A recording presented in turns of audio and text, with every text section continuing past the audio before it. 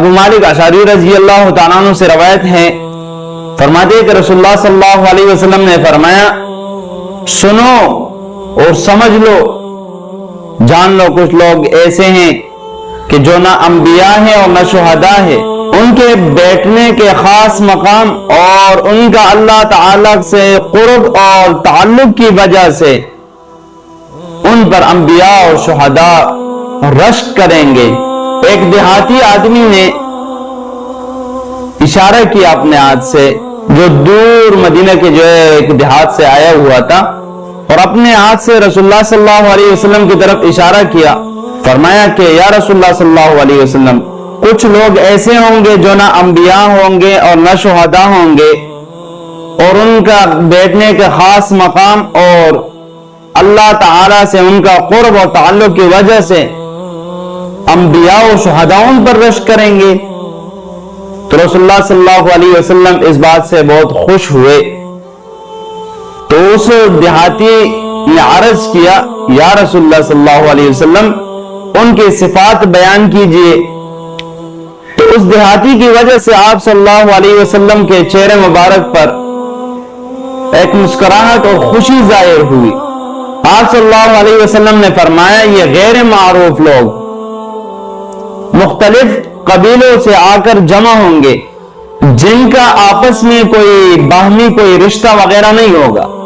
اور وہ آ کر آپس میں بیٹھ جائیں گے، جس کی وجہ سے وہ ایک دوسرے کے قریب ہو۔ انہوں نے اللہ تعالی کی رضا اور خوشنودی کے لیے آپس میں سچی محبت کی ہوگی، تو قیامت کے دن اللہ تعالیٰ ان کو نور کے ممبروں پر بٹھائیں گے، پھر اللہ تعالیٰ ان کے چہروں اور ان کے کپڑوں کو نور والا بنا دیں گے،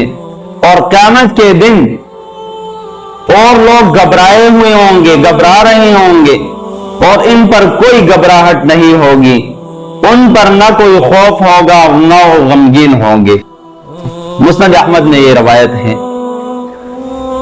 اس احادیث سے دو مسئلے ثابت ہوتے ہیں۔ ایک تو یہ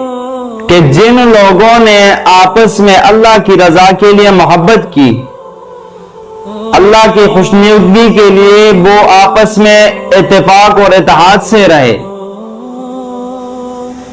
تو اللہ تعالیٰ ان کو قیامت کے دن خاص مقام پر اور خاص ممبر ان کے لیے بنائیں گے، نور کے ممبر ہوں گے، ان پر ان کو بٹھا دیں گے۔ وہ فرماتے ہیں کہ ان کے کپڑے اور ان کے چہرے بھی جو ہے وہ نور والا بنا دیں گے۔ وہ کس وجہ سے؟ کہ آپس میں محبت کی وجہ سے، آپس میں اتحاد اور اتفاق کی وجہ سے۔ تو دیکھا جائے آج مسلمان کیوں کمزور ہو رہے ہیں؟ اس وجہ سے کہ ان کا اتفاق اور اتحاد کو توڑا جا رہا ہے مختلف شکلوں میں۔ کبھی سیاسی کسی پارٹیوں کے لحاظ سے ان کا اتفاق توڑا جا رہا ہے، کبھی تنظیموں کی وجہ سے، مختلف شکلوں کی وجہ سے جو ہے ان کو توڑا جا رہا ہے کہ یہ فلانا جو ہے اس تنظیم کے ساتھ تعلق رکھتا ہے تو اس کا مخالف کر دیا جاتا ہے اس آدمی کو دوسرے میں تنظیم کا۔ تو مسلمان کو چاہیے کہ وہ آپس میں اتفاق اور اتحاد سے رہے، اور اگر وہ دنیا میں اتفاق اور محبت اور اتحاد سے رہے اور ان کے درمیان یہی مودت اور یہ محبت قائم رہی تو کفار پر یہ غالب رہیں گے۔ صحابہ کے بارے میں آتے ہیں، اشداء علی الکفار رحماء بینہم، وہ آپس میں رحم دل تھے،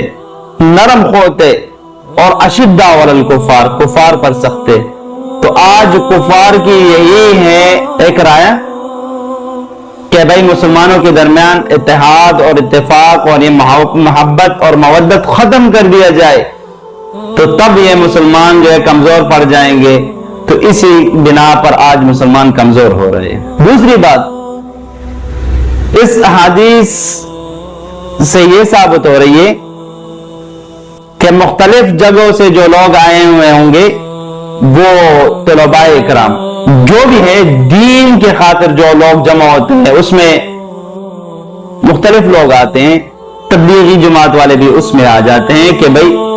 وہ بھی سیکھنے کے لیے اکٹھے ہوتے ہیں، مختلف قبیلوں سے وہ جمع ہو جاتے ہیں۔ اسی طرح طلباء کرام مختلف قبیلوں سے جمع ہو جاتے ہیں، تو ثابت ہوا کہ جو مختلف قبیلوں کے لوگ نہ کوئی آپس میں باہمی رشتہ داری ہو، کچھ بھی نہیں ہوگی ان کے آپس میں، اس کے باوجود وہ جمع ہوں گے، وہ اللہ تعالیٰ کے ذکر اور اللہ تعالیٰ کے خوشنودی اور رضا کے لیے آپس میں محبت کریں گے، تو اللہ تعالیٰ ان کو قیامت کے دن نور کے ممبروں پر بٹھا دیں گے۔